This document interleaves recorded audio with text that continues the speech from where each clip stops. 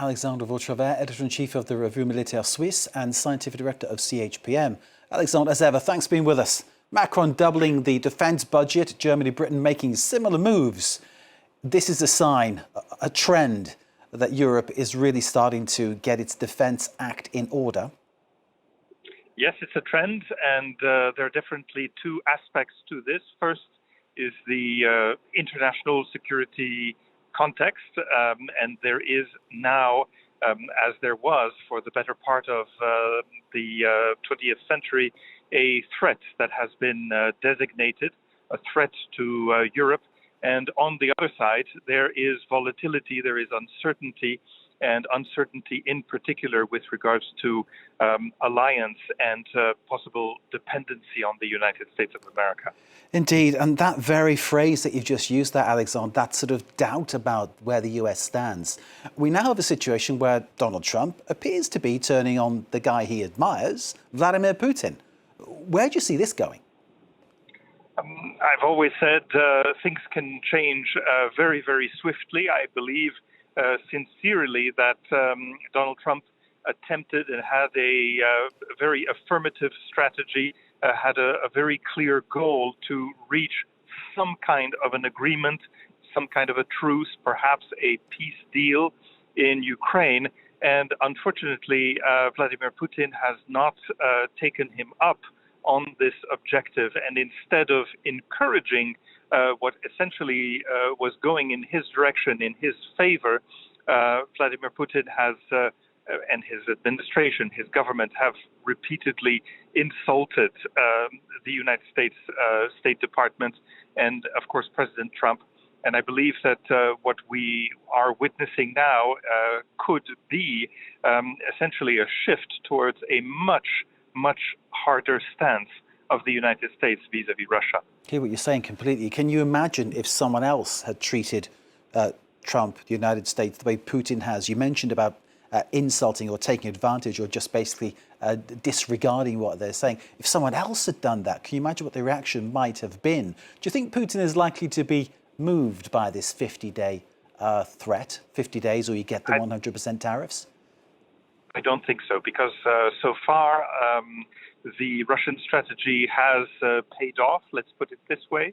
And as long as the situation does not change radically, Russia will continue to make certain gains, territorial gains over Ukraine. And there is a perspective, let's say, that Russian foreign policy, Russian strategy cannot be shifted from one day to the next.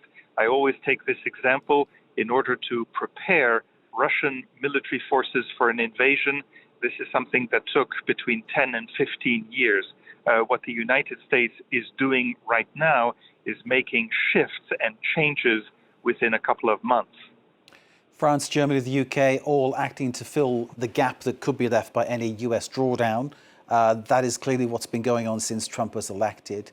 Does Trump's U-turn on the supply of Patriot missiles to Ukraine change the game now, do you think? This is a game changer. This is not the first, because there was already a first game changer at the time of the episode in Crimea in 2015. What we are seeing now is an acceleration of these shifts, these strategic shifts. And what is interesting is definitely this grand strategy of France, which is not only wanting to bolster French defenses, but actually European defenses. And the clearly stated objectives here is to create a European-wide, a pan-European-wide protective shield for Europe. And indeed, that shield's got to extend from Finland in the north all the way down, straight down to the bottom end of Ukraine, maybe beyond as well. Do you see a war with Russia in future? Some people are saying that's the case. Do you share that view?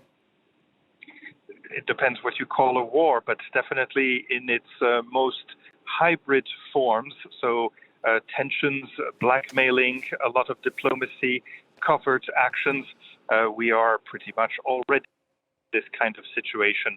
What we have seen also develop these past few years, and this is quite spectacular, historically speaking, is the use almost on a regular basis nowadays of intermediate range ballistic missiles.